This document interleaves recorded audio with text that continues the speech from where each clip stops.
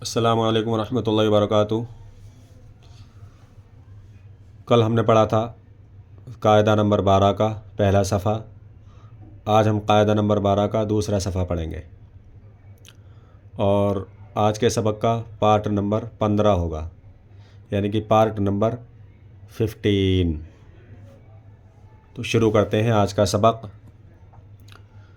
اعوذ باللہ من الشیطان الرجیم، بسم اللہ الرحمن الرحیم۔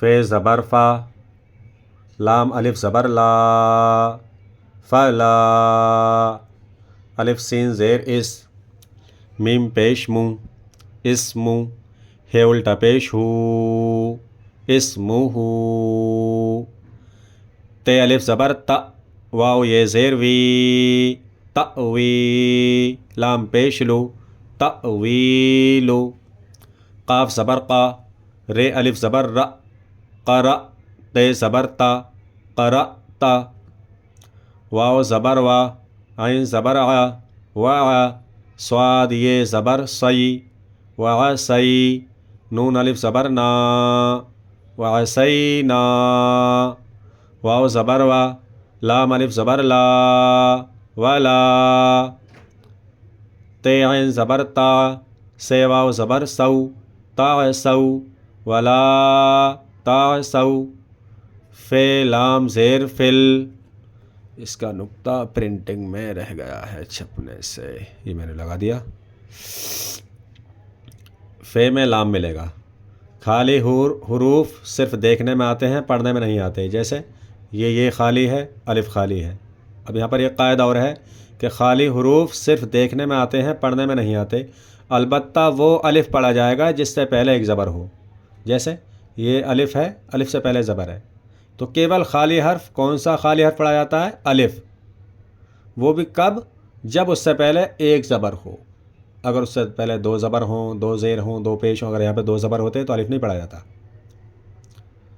ایسے ہی یہ خالی الف پڑھا جائے گا، لیکن یہاں پر یہ خالی حرف الف ہم نے نہیں پڑھا۔ کیوں؟ کہ الف خالی تو ہے لیکن الف سے پہلے زبر نہیں ہے۔ اگر الف سے پہلے زبر ہوتا تو پڑھا جاتا، فا الف زبر فا، ہے نا؟ یہ زیر ہے یہاں پر، تو فے لام زیر فل، یہ بھی ختم، الف بھی ختم۔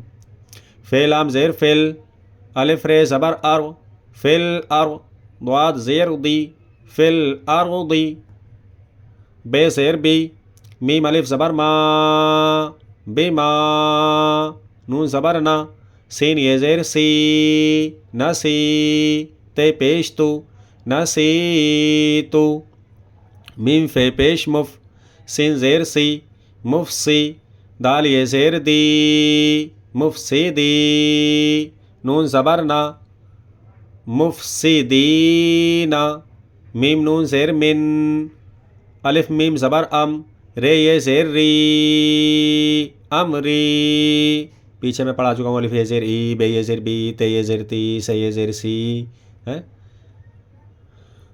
الف میم زبر ام، رے یہ زیر ری، امری، فے زبر فا، الف نون زبر ان، فان، جیم یہ زبر جئی، فان جئی، نون کھڑا زبر نا، فان جینا، کاف میم پیش کم، فان جینا کم، واو سین زبر وس۔ اب یہاں پر قاعدہ آ گیا، یہ میں نے پڑھایا تھا کہ زبر کے بعد میں الف آئے گا تو وہ الف ملایا جائے گا۔ اب یہاں پہ زبر کے بعد میں الف تو ہے لیکن اس کے آگے جزم ہے، تو یہ قاعدہ کہتا ہے کہ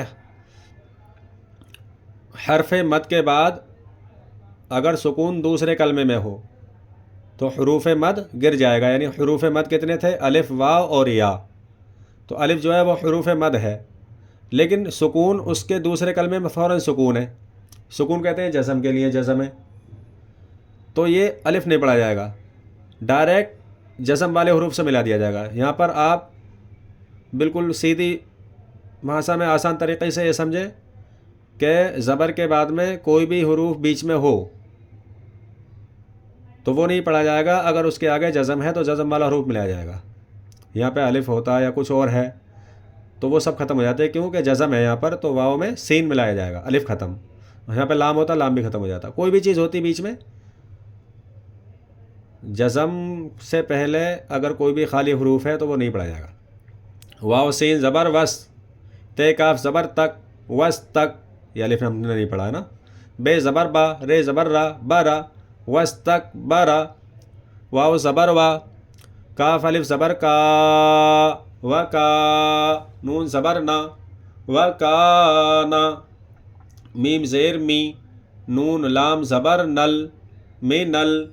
کاف کھڑا زبر کا، منل کا.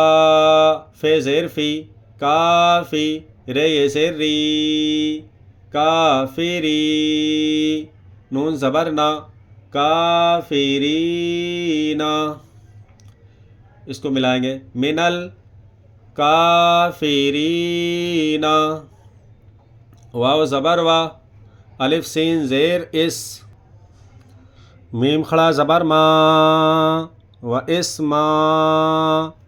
عین یہ زیر عی، و اسماعی. لام زبر لا، و اسماعیلا.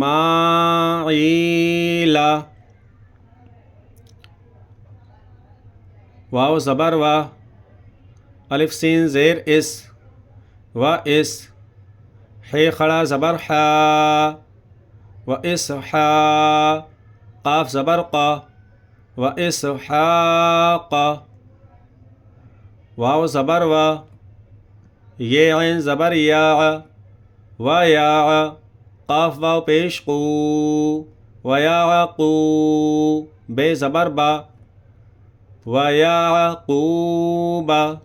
واو زبر وا، لام الف زبر لا، ولا. تے عین زبر تا، سے واو زبر سو، تا سو. فے لام زیر فل، الف رے زبر ار، فل ار. ضاد زیر دی، فل ارضی. میم فے پیش مف، سین زیر سی، مفسی. دال یہ زیر دی، مفسدی. نون زبر نا، مفسدینا. اب اس کو رواں پڑھیں گے. فلا اسمہ تأویل قرأت وعسینا ولا تعثوا فی الارض بما نسیت مفسدین من امری فانجیناکم واستکبر وکان من الکافرین واسماعیل واسحاق ویعقوب ولا تعثوا فی الارض مفسدین. یہاں تک آپ کو یاد کرنا ہے.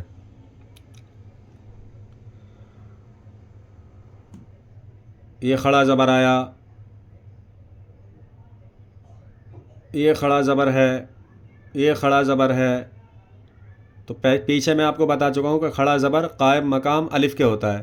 چاہے کھڑا زبر آ جائے، ہاں، اور چاہے زبر کے بعد میں الف آ جائے تو وہ برابر کھینچا جائے گا. الف والا بھی اور کھڑا زبر والا بھی دونوں برابر رہیں گے. جیسے کاف الف زبر کا، یہ ہے کھینچا، ایسے یہ کاف کھڑا زبر کا، تو یہ دونوں برابر ہیں.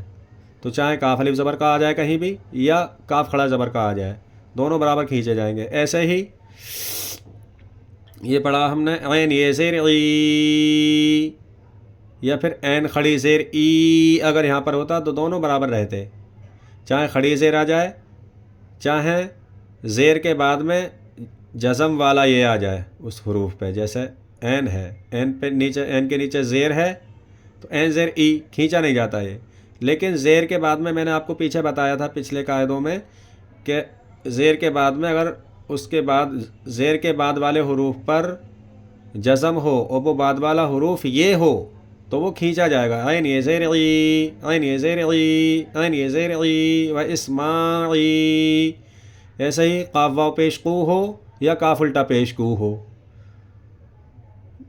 پیش کے بعد میں اگر جزم والا واو آ جائے، واو ساکن آ جائے، تو وہ حروف کھینچا جائے گا جس حروف کے آگے واو ساکن ہوگا. جیسے قاف واو پیش قو، یا مثال کے طور پر یہاں پر فے واو پیش فو، یا الف واو پیش او. کوئی بھی چیز آ جائے تو وہ کھینچی جائے گی. کیسے؟ پیش کے بعد میں اگر واو ساکن آتا ہے. آسان لفظوں میں سمجھیں کہ پیش کے بعد میں اگر جزم والا واو آئے گا تو وہ کھینچا جائے گا.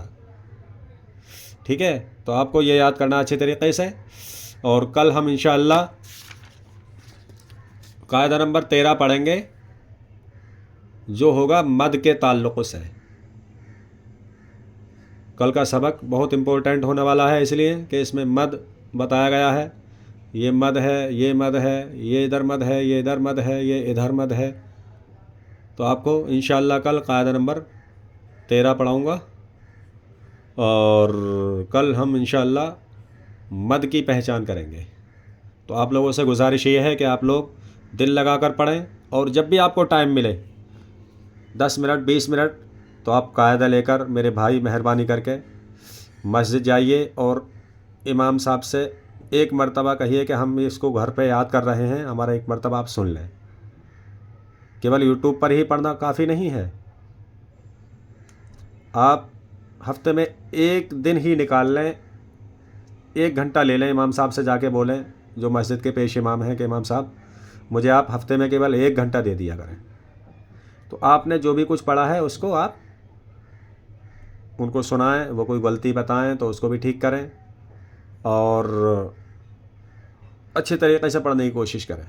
اور میرا یقین ہے کہ جب آپ اپنے مسجد کے امام سے بولو گے کہ ہم ایسے ایسے یاد کر رہے ہیں، ٹائم نہیں ملتا ہے، تو حضرت آپ ہمیں 1 گھنٹے کا ٹائم دے دیں ہفتے میں 1 دن کا، تو وہ منع نہیں کریں گے.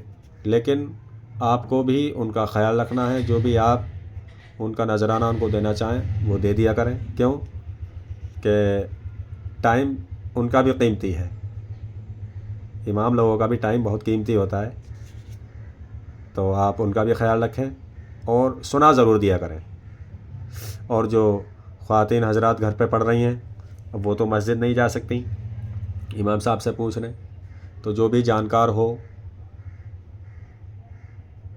اس سے آپ اس طرح قرآن سامنے رکھ کر اس سے معلوم کر لیا کریں کہ ہم لوگ پڑھ رہے ہیں، آپ ایک مرتبہ اس کو سن لیں، کوئی غلطی تو نہیں رہ رہی. تو یہ بہت بہتر ہوگا. تو مجھے امید ہے کہ آپ لوگوں کو آج کا سبق سمجھ میں آ گیا ہوگا. فلا اسمہ تعویل قراءۃ، یہ آپ کو یاد کرنا ہے. اور انشاءاللہ اگلا سبق ہم کل قاعدہ نمبر 13 پڑھیں گے.